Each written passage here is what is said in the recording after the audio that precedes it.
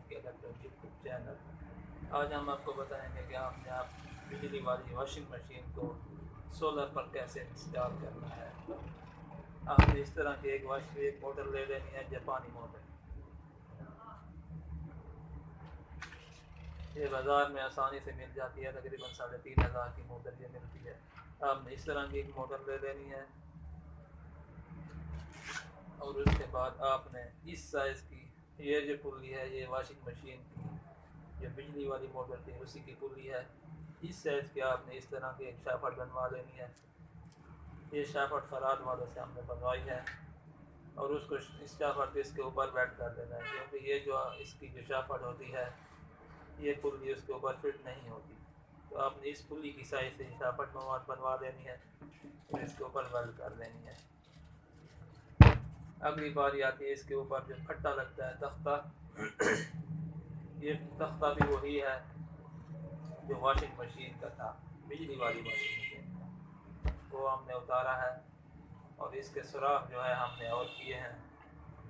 ये जो 2 सुराख हैं हमने इसके बराबर, आपने इसी तरह 2 सुराख कर लेने हैं, वही फट्टा आपका काम आ जाएगा। और उसको सिर्फ 2 काबे लगाने हैं।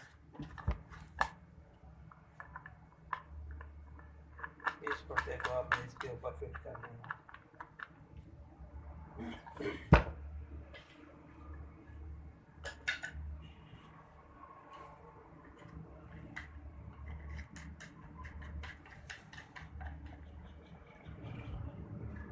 ये जनाब हमारा फट्टा लग चुका है, इसको थोड़ा सा टाइट कर देना।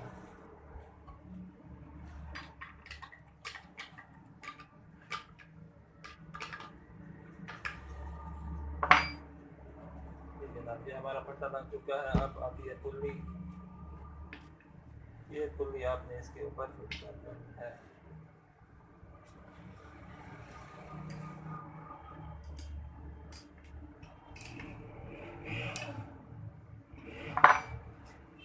हमारी पुल्ली भी लग चुकी है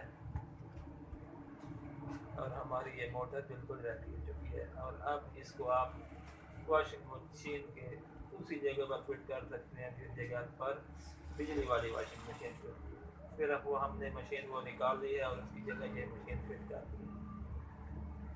उम्मीद करते हैं वीडियो आपको पसंद आई होगी। वीडियो पसंद आए तो लाइक कर दें और हमारे चैनल को सब्सक्राइब कर दें। अल्लाह।